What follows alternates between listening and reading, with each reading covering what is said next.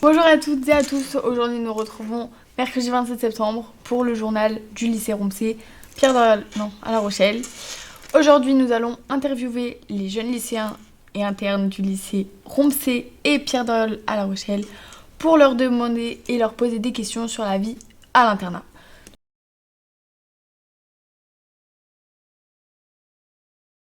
Alors, peux-tu te présenter? Je m'appelle Swan, j'ai 17 ans et je suis en terminale ASSP à Doriol. Très bien, tu es interne? Oui, je suis interne depuis maintenant 3 ans. As-tu vu des changements entre ton année de seconde à terminale? Par un changement, non, j'en ai pas vu grand chose, à part les chambres que nous les garçons on change de bâtiment. Donc le bâtiment blanc, c'est principalement les secondes qui viennent soit le dimanche ou le lundi matin. Et après, les internes qui viennent le lundi matin, qui sont en terminale, ils viennent dans le bâtiment marron qui est juste derrière nous, avec les panneaux solaires. Donc le premier étage, il est fait avec que pour les premières et les deuxièmes pour les terminales. Donc après, en changement, non, j'en ai pas vu grand-chose, principalement. La vie en communauté, tout se passe bien? Ah oui, je suis avec de très bons colocataires qui sont aussi à Romsey. Je passe une très bonne année en tant que terminale dans ce bahut, on va dire. Et franchement, non, je n'ai pas de points négatifs à dire. Aucun? Aucun, vraiment. Je passe de très bonnes années, que ce soit avec les pions, avec les terminales ou encore avec l'établissement complet, on va dire. Si tu aurais imaginé un internat parfait, tu aurais des changements?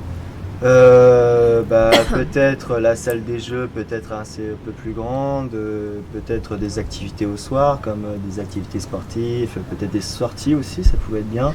Par exemple en fin de vacances ou peut-être fin d'été par exemple, ça pouvait être très bien. Imaginons une semaine quelque part à voyager, ça pouvait être aussi excellent, on va dire. Mais après non, je n'ai pas changement à dire, principalement. Et le rythme de l'internat? Ça se passe très bien, le rythme, qu'est-ce que j'ai à dire? Le matin, c'est vrai que c'est fatigant de prendre le train ou comme les transports, mais après le dimanche soir, c'est fait pour ça, on va dire. C'est fait pour venir le soir, pour pas qu'il y ait de changement avec l'heure, ou que ce soit avec la fatigue. Parce que le matin, c'est assez tôt. Oui, c'est assez tôt, parce que moi je viens à 5h, je me lève à 5h pour prendre mon bus, donc c'est assez tôt le matin, et après que j'enchaîne directement les cours, c'est vraiment compliqué, on va dire, d'écouter. T'arrives le dimanche ou le lundi? Le lundi matin. Et tu vois une différence entre les personnes qui viennent le dimanche et le lundi? Non, pas principalement. Non. Non. D'accord, très bien. Bonjour, c'est Marie Camara et je suis en seconde MRC et je suis à l'internat. Donc je vais raconter une anecdote sur ma camarade de chambre qui est arrivée il y a 3 semaines, avec laquelle cela se passe extrêmement mal. Donc elle arrive dans la chambre et donc moi je viens pour poser mes affaires et je vois une surveillante avec elle galérer en anglais, donc j'arrive pour venir en aide. Donc à ce moment-là, on décide qu'elle vienne dormir dans ma chambre définitivement. Donc les 3 premiers jours, tout se passe extrêmement bien. On communique avec elle, je lui présente mes amis, tout se passe très bien. Et je supporte ces bruits incessants. Mais au bout de 3 jours, moi et mon autre camarade de chambre commençons à ne plus supporter ces appels tardifs avec ses amis, je précise dans une autre langue, donc nous comprenons rien à ce qu'elle dit. Elle fait comme si elle ne le comprenait pas quand nous lui parlons. Donc cela est très agaçant. Dans la nuit, nous entendons de la musique qui revient de nulle part, extrêmement fort. Donc comment dire que le réveil à 6h est assez sympathique. Puis ensuite, quand nous sommes dans notre lit, les yeux à peine ouverts, elle allume la lumière. Ou dans la nuit, elle vient avec un gros flash en allumant la porte brusquement. Donc c'est assez agressant pour le cœur. Donc voilà, c'est assez difficile à vivre. Nous essayons de lui expliquer comme nous pouvons. Mais elle a du mal à comprendre. Elle dit qu'elle s'en fiche et qu'elle ne comprend jamais ce que je dis alors que j'essaie de lui parler en français et en anglais. Mais cela est quand même difficile. Donc voilà, c'est assez galère de vivre avec une personne qui s'en fiche du respect des autres et qui pense qu'à sa petite personne. Voilà. sur un fait qui s'est passé il y a environ 2 ou 3 semaines. Voilà, je suis arbitre de football. J'ai arbitré le match Caponis contre ES La Rochelle en U16 Régional 1. Ça s'est mal passé. Durant le match, j'ai en tout mis 3 cartons rouges et 7 cartons jaunes, dont les 3 rouges et 4 jaunes pour l'ES La Rochelle. Ça s'est très mal passé, je me suis fait insulter de tous les noms. Enfin voilà. Et à la fin du match, quand j'ai sifflé le coup de sifflet final, je me suis fait encercler par toute l'équipe de l'ES La Rochelle, plus des spectateurs, plus des coachs. Pratiquement tout le monde à part des gens de Caponis. Il a fallu que mon père ainsi que des dirigeants de Caponis viennent m'escorter jusque dans mes vestiaires, parce que le problème c'est qu'il y en a qui voulaient me frapper ou me donner des coups assez violents. Donc tout ça pour dire que le problème c'est que il y a plus de la moitié de l'équipe qui est dans le lycée de Romsey, malheureusement. Et le problème c'est qu'ils m'ont menacé de me retrouver à Romsey. Ils m'ont dit ne t'inquiète pas, on te retrouvera à Romsey.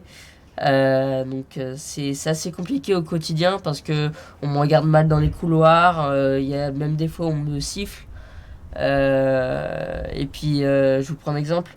Le soir à l'internat, quand on veut jouer sur le City, le problème c'est qu'il y en a certains qui connaissent justement ces joueurs et donc du coup se vengent sur le City. Donc je vous prends un exemple, il y a encore 2 semaines, je me suis pris un gros coup d'épaule pour rien en fait. Donc voilà, donc c'est assez compliqué. Surtout que voilà, je suis encore jeune, j'ai pas envie de revivre ça ou même de vivre ça. C'est compliqué, voilà.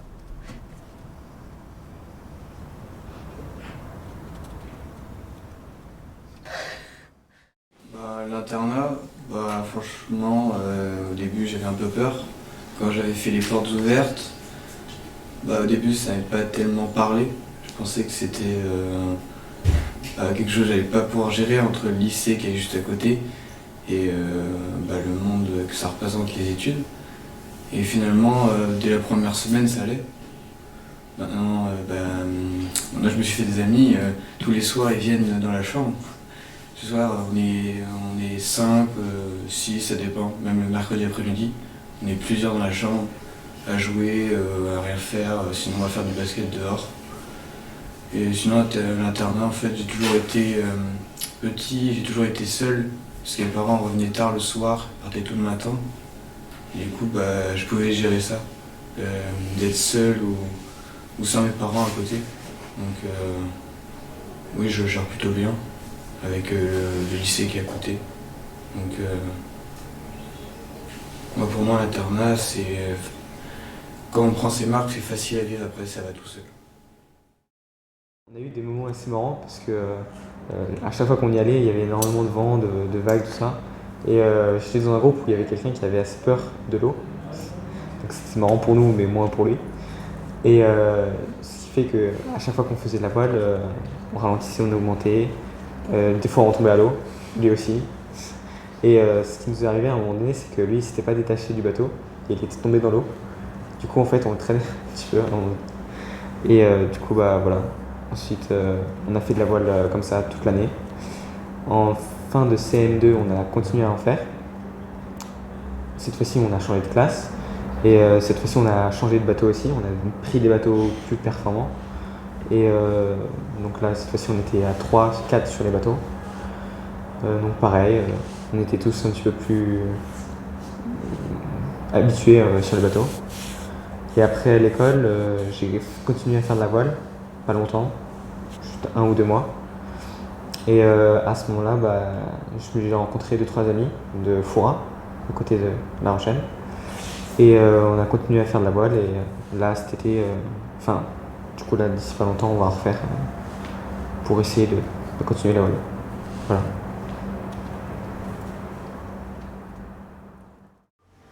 Elle s'appelle Amalia. Elle est tzigane. Elle a les cheveux bruns et lisses. Quand elle parle, on a l'impression qu'elle chante. Sauf quand elle dit Bang. Au réveil, aucun bruit. Tout est silencieux.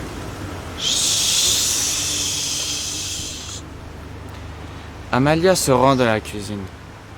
Là, elle vit Notre-Dame de la Garde par la fenêtre.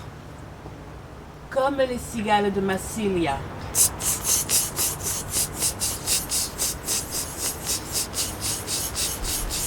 Notre-Dame, lieu majestueux et silencieux, trône au plus haut du mont Aurélien. L'air ambiant et amer, amer et à flot, doux parfum rappelant le barbecue. Seulement, Amalia n'avait qu'une chose en tête. Manger un Baba tout court à la sauce barbecue.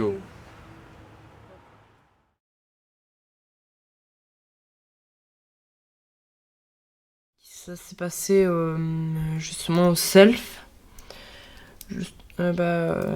Du coup, j'étais en train de manger au self. C'était justement des pâtes. Il y avait des pâtes et je sais plus trop quoi. Et justement, il y a eu. Pour le rab, justement, je suis allée demander du rab. Et donc, il y a une des personnes qui servait la nourriture, justement, il savait que je mangeais beaucoup et il m'a mis une grande assiette de pâtes qui, justement, je ne pensais pas que j'allais tout manger. Et en fin de compte, j'ai réussi justement, j'ai eu un peu d'aide d'un camarade. Et donc, j'ai pu quand même réussir à manger cette assiette de pâtes qui a été très longue à manger. C'est vraiment, j'avais eu très mal au ventre après. Donc ici vous avez la plonge où on fait la vaisselle dite batterie, puisque nous on ne lave que les casseroles. Là, principalement une grande partie de la vaisselle. Il y en a beaucoup.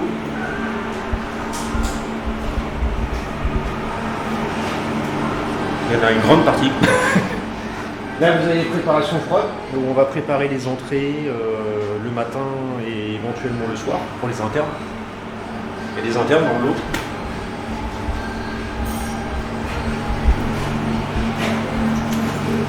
La légumerie. Là où on va préparer tous les légumes qui arrivent pour le nettoyage et qu'on puisse après éventuellement les préparer pour les entrées. Éplucheuse à patates, le robot qui va servir pour couper les légumes, ça c'est une sereuse à salade. Rien de... pour nous c'est classique.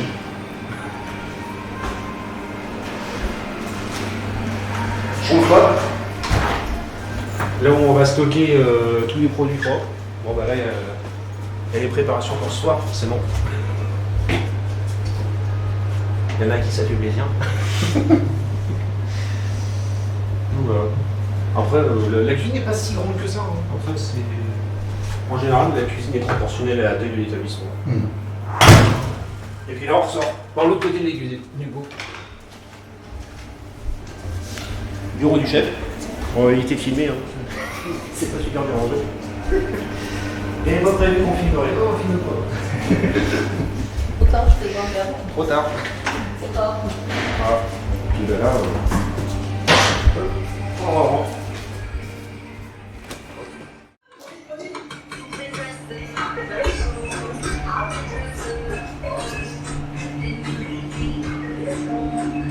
Mon collègue qui vous a préparé ça pour demain pour le 4 heures.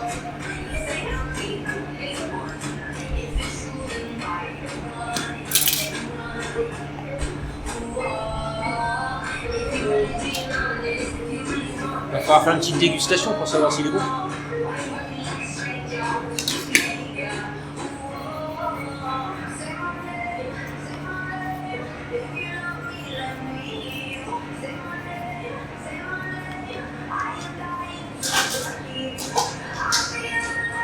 Petit gâteau pomme cannelle.